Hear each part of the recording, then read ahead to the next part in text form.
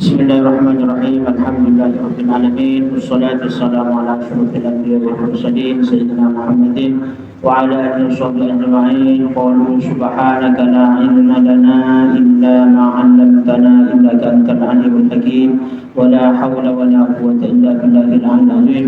Rabbi shrah li sadri wa yassir li amri wa hlul 'uqdatam min lisani yafqahu qawli. Amma ba'du. Hadirin sedaja jemaah musalla Riyadhus Shalihin, saya sedaya sangat menghormati utamapun Pak Ketua Takmir serta sedaya pengurus dan sangat menghormati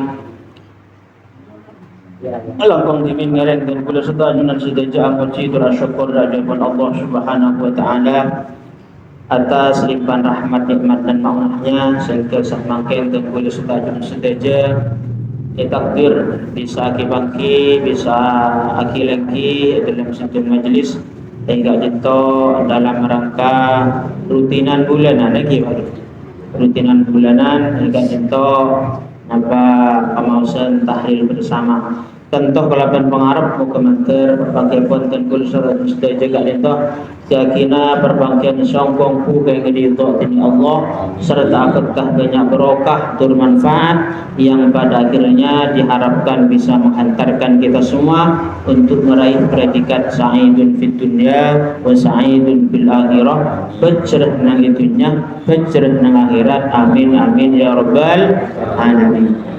Sallallahu alaihi wasallam, semoga senantiasa terlimpah dan tercurah kepada Rasulullah Muhammad SAW beserta segenap keluarga, kerabat, sahabat dan para pengikutnya. Muka-mantar dan guru setajun setajah ia konah sebagai umat epon sepaki bekal berhak kangkui nabar syafaat dari Rasulullah Muhammad SAW kelaban pemusahan Allahumma sholli ala Muhammad ya Rabbi sholli alaihi wasallam. Hadirin para jemaah sangat abdi murjaki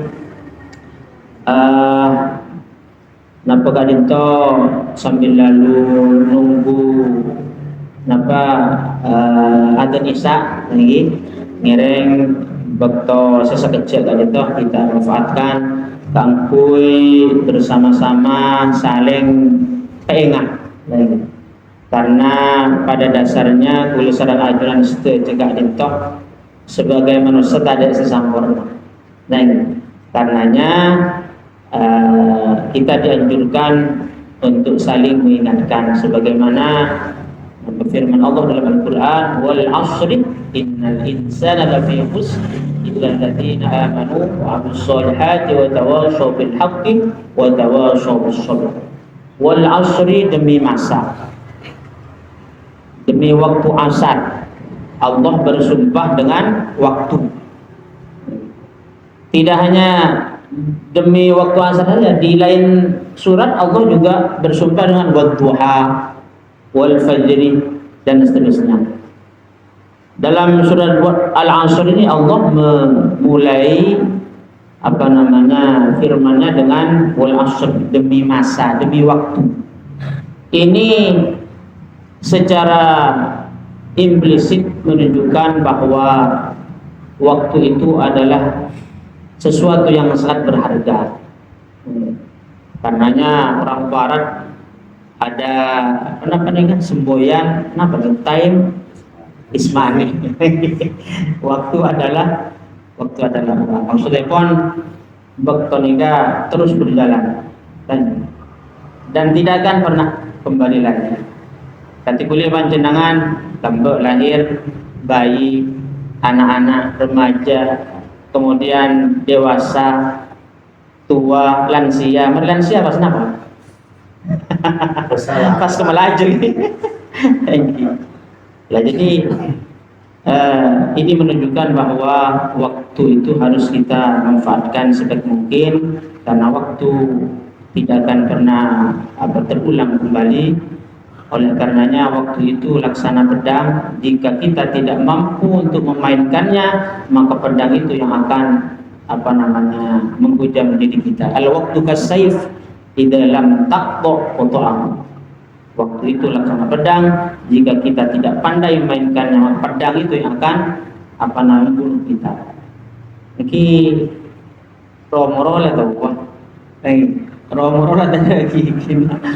Romoro lah bote. Romoro mungkin wale bungkus sarang lambun gitu ya.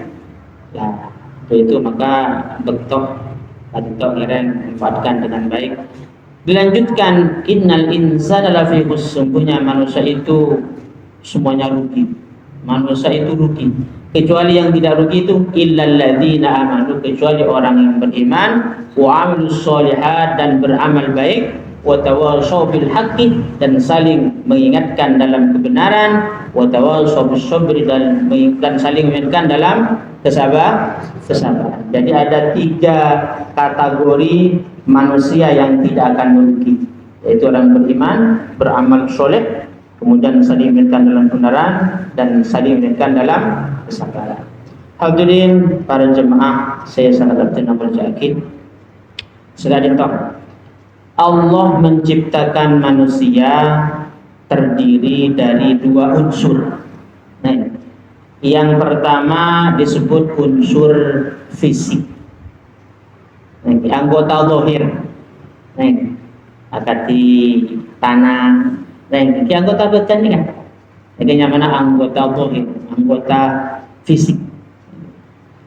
Dan yang kedua, Allah menciptakan manusia itu terdiri dari unsur non fisik.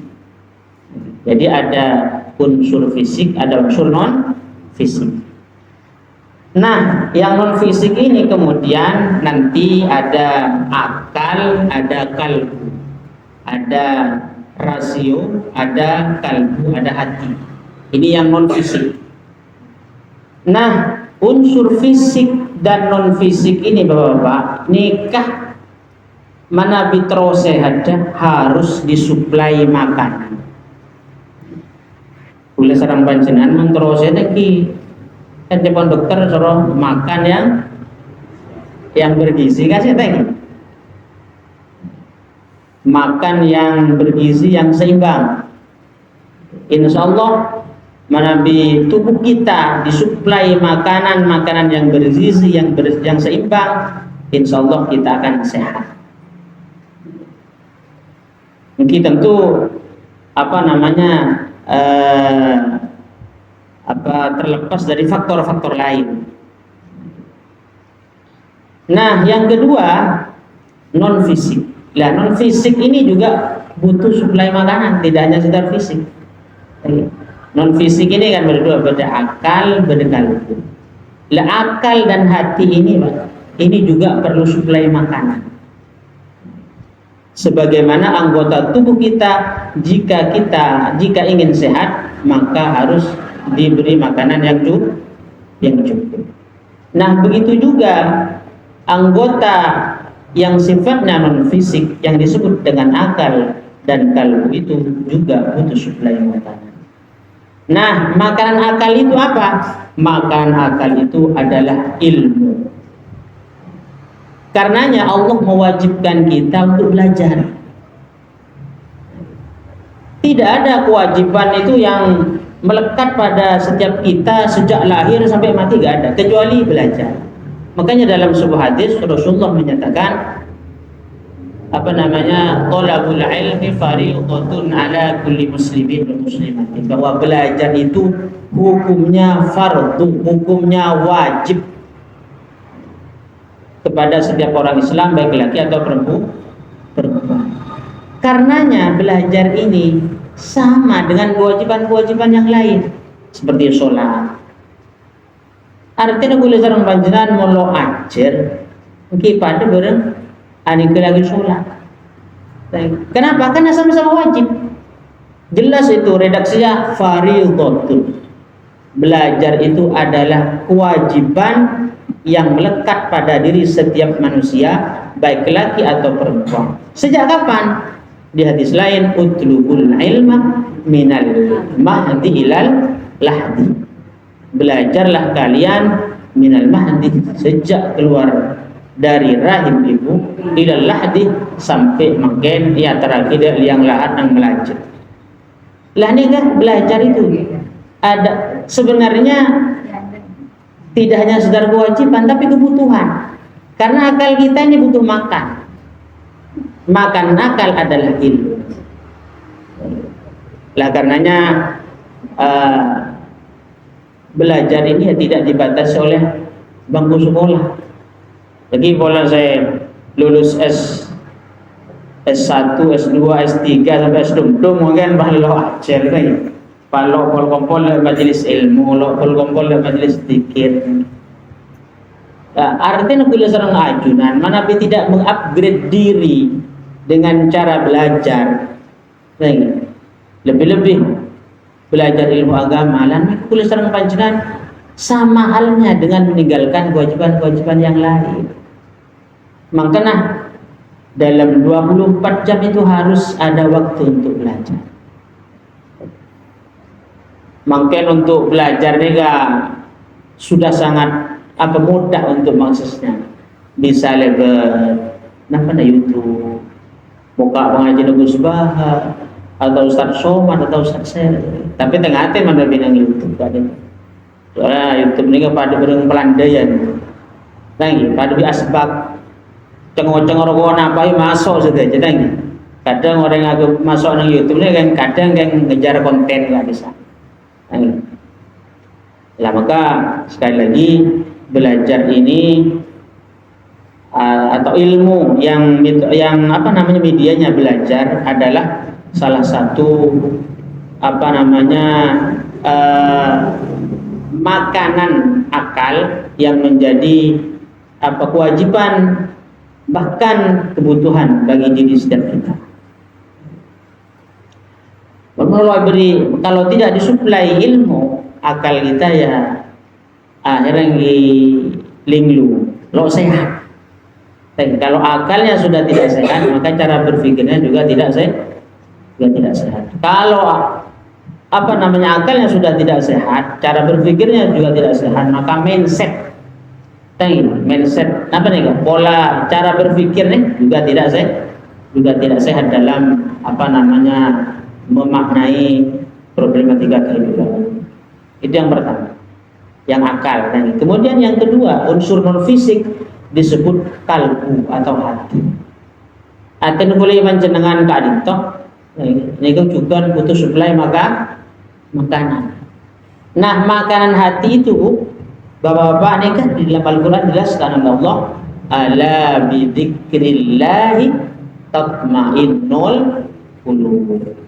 Ingatlah bahwasanya dengan zikir kepada Allah, tatmainnul qulub, hati kita akan menjadi tenang.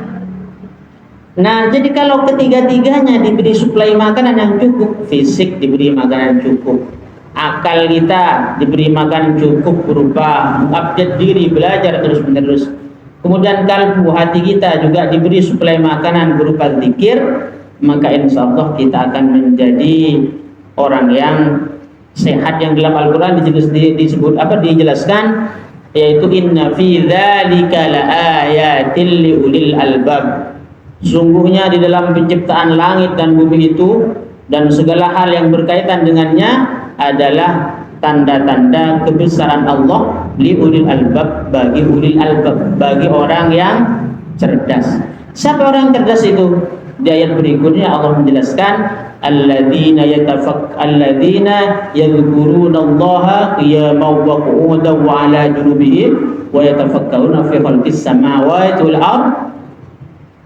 Bahwa orang cerdas itu orang yang menggunakan hatinya untuk berzikir dan menggunakan akalnya untuk berfikir. Nah, ini pentingnya majelis zikir. Nah, zikir itu apa? Zikir itu adalah komunikasi antara manusia sebagai hamba dengan Allah sebagai Rabb, sebagai Tuhan. Kila pada guli-guli panjenengan kita, kalau ingin harmonis, pertama yang dibangun apa kira-kira? Komunikasi kan? Kalau kita ingin menjalin hubungan harmonis dengan siapa saja, dengan keluarga, dengan anak, dengan istri, dengan orang tua, dengan tetangga dan seterusnya, maka pertama yang harus dibuka kerannya adalah komunikasi. Begitu pula dengan Allah. Kalau kita ingin harmonis dengan Allah, maka salah satu medianya itu adalah zikir. Karena zikir itu adalah sarana komunikasi antara manusia sebagai hamba dan Allah sebagai Tuhan. Nah, zikir ini banyak macam. Secara umum zikirnya dibagi menjadi 3. Ada zikir bil lisan. Engak dak Gusti Allah lebat lisan. Tang lebat maus subhanallah, lebat maus akad gila gitu apa? Tahlilan gitu atau lebat maus Al-Qur'an. Tang lebat maus kalimat-kalimat thayyibah. Ini zikir. Kemudian ada juga zikir bil qalbi. Mengingat Allah di dalam hati.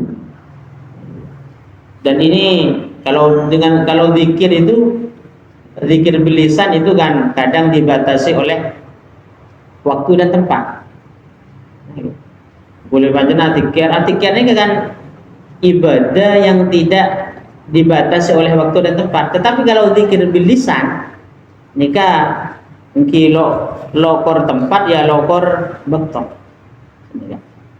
Contohnya gimana boleh panjenengan nang WC masa subhanallah. Kan tak kenging. Teng. Lah menang zikir bil qalbi jika tidak mengenal tempat juga tidak mengenal waktu. Nah, kemudian yang ketiga ada zikir bil arkan, yaitu ingat kepada Allah dengan perbuatan. Jadi segala amal perbuatan yang kita lakukan yang sifatnya positif itu kita niatkan sebagai media zikir mengingat Allah. Ada lagi ingat Allah kalaban maus bismillah. Kemudian dalam hati ki ngenangan cek saking gelenon lo paring rahmat di Gusti Allah berupa makanan ini anega kira-kira bagaimana napa nega kondisi kita itu napa nega nyamana di samping makan kemudian dalam hati kita juga mengingat Allah dengan cara mengingat bahwa betapa banyak nikmat yang telah Allah anugerahkan kepada kita. Di antaranya adalah makan. Kemudian yang ketiga zikir bil arkannya itu kita niatkan makan itu untuk beribadah. Kok makan lagi di musola atau di kantor, karena ibadah ini tidak hanya sholat. Ibadah itu segala aktivitas positif. Mulai dari bangun tidur sampai tidur kembali. Ini ibadah. Jangan kira ibadah ini hanya sholat. Tidak. Ibadah itu seluruh segala aspek kegiatan, segala perbuatan kita yang di dalam berbagai aspek, kemudian nilainya positif. Nah ini juga nampak ibadah. Boleh panjenengan pagi-pagi lagi di kantor, di pasar, atau di penapasau sesuai profesi kita masing-masing. Setuju agak dintoh adalah media ibadah mun kula sareng panjenengan oning ilmu. Maka setiap nama ibadah nika harus dasar ilmu. Makanya jepon pengarang kitab Zubat wa kullu man bi ghairi ilmin ya'malu a'maluhu mardudatun la tuqbalu. Setiap orang yang beribadah tanpa didasari ilmu maka amal ibadahnya tertolak, tidak diterima. Makanya nikah penting kula sareng panjenengan mengupgrade diri, hadir di majelis pengajian, di majelis zikir, dan majelis-majelis kesayan. Tercunah mungkin diantaranya adalah sebagai media zikir. Nah, kemudian kenapa selanjutnya pun lagi zikir kak dito nikah sepaling kenapa kak dito sepaling saya kak dito zikir lebar sholat. Tinggi. Maka boleh panjenengan menambil sholat nika sebisa mungkin nika belajar kamu khusyuk. Dan kita bisa khusyuk dalam sholat kalau kita tahu ilmunya tentang sholat. Tidak hanya sekedar rukun-rukunnya, tetapi nilai-nilai filosofis yang terkandung di dalamnya. Bagaimana? Kulit panjenengan kan pertama sholatnya kan takbir, takbir. Anak takbir. Anak ngangkat tangan. Anak ruku. Anak sujud. Kalau kulit panjenengan bisa ngauning nilai-nilai filosofis yang terkandung dalam sholat, insya Allah itu bisa kenapa kita menghantarkan untuk melaksanakan sholat dengan khusyuk. Makanya lebih-lebih tanggi sholat dengan itu umpama ini kepada sholat secara berjamaah. Berapa sholat sarang rajin, sholat sarang putra-putrin, apalagi pas sholat nanti musola, sholat di masjid. Ini nilai nampak kebaikannya nikah berlipat-lipat ganda. Bila nikah itu nireng kenapa musola kita, musola dia itu solihin itu kita nampak makmurkan lagi melakukan berbagai macam kegiatan agak itu nampak tahlilan, entah itu nampak pengajian, ini sepaling pokok ini ke sholat berjamaah bersama di musola. Betul Pak jemaah Bapak. Nih kita magi situng dua ada apa? Nih kenapa sepenting kegiatan syiar di musola odi minimal kan betul ni kan. Mungkin jangan sampai musola ni pas kosong, tak ada segi seken ni. Minimal paling pokok di nampak ni kenyamanan sholat maktubah. Karena mungkin kecenderungannya masyarakat modern, masyarakat akhir zaman kan itu kadang penter bangun, punya ambisi kuat kangkui berlomba-lomba nampak membuat bangunan masjid atau musola yang megah. Tapi sayang lo isi. Setelah aku pergi masjid kadang sampai malam-malam mengimbong ni lagi. Malam-malam mesan masih detik kadang gila nonton tak ada saat. Atau berbeda tapi yang gila non saya ada nikah saat pikiran nikah kisah komat nikah orang situ kisah sholat itu nikah. Thank. Maka nireng kenapa musola kita ini musola dan musolin tak ada nireng kita makmurkan dengan berbagai macam kegiatan yang positif, lebih-lebih sholat maktubah ini. Yang punya kewajiban apa-apa adalah pertama ya pengurus, yang kedua mungkin orang-orang sekitar. Mungkin beda pengurus tapi pengurus yang bersalah kan bagaimana yang bukan pengurus dan sekali ya minimal barangkali mulai dari pengurusnya mungkin makai lo kapi sepenting maktubahnya lo sampai kosong. Hadirin Bapak Ibu, saya sangat berjanji kita waktu menunjukkan pokok pemuda sebagai lema. Mungkin di sana menambil kalir betul. Kempuan barangkali sekat toh sebisa tinaturaki dengan sedaja sebagai saling pekengak dan gula mator ada sedaja kan itu meninggalkan kemampuan yang sebagai kewajiban kita untuk saling watawasau bil haqqi watawasau bis sabr, saling mengingatkan. Bila ketika itu mengenai hal-hal seperti juga dari segi pemaparan atau materi dan kaulah secara pribadi atau kita kangkong dengan sebuah hasil dari tersebut Barangkali sebelum itu ada yang perlu kita diskusikan. Oke. Pola bedah ngereng. Kenapa? Pola bedah ngereng kita diskusi sekecil.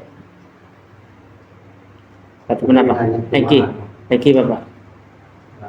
Bukan bertanya istilahnya. Eki. Kalau tadi belajar ya. Eki. Belajar ini kalau tanpa guru ini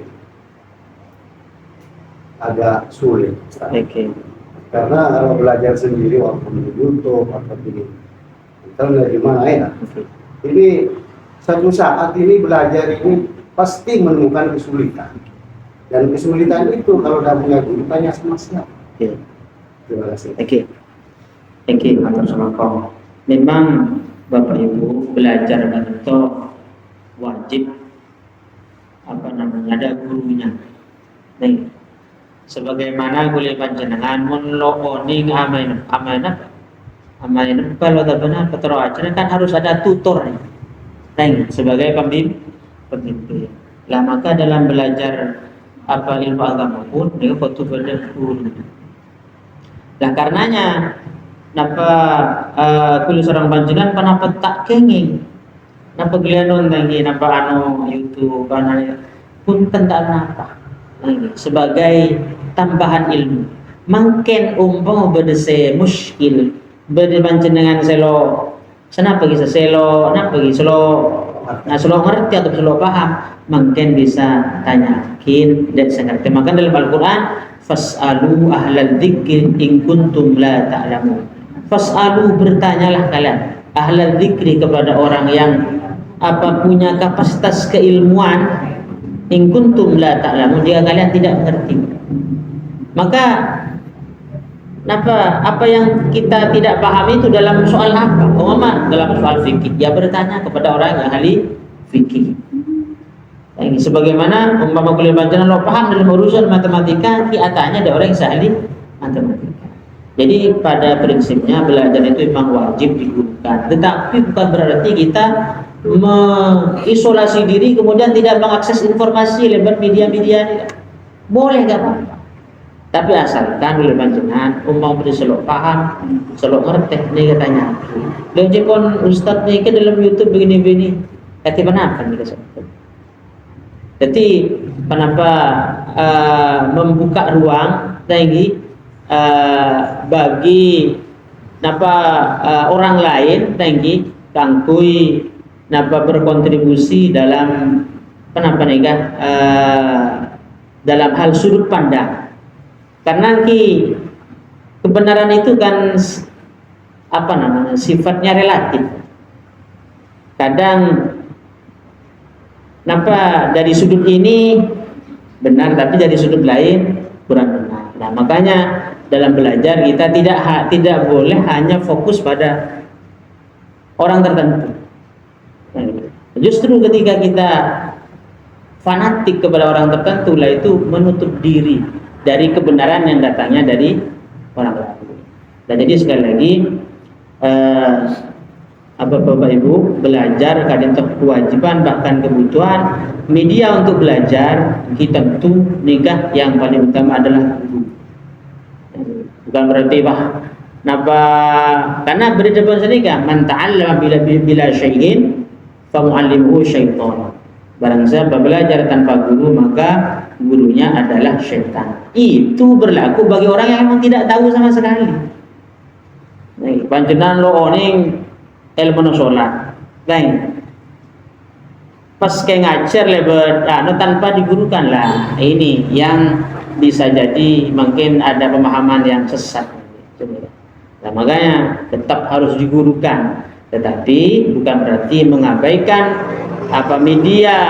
media yang bisa kita akses untuk menambah perbendaharaan ilmu kita. Ketika itu barangkali ada yang lain, monggo. Ampun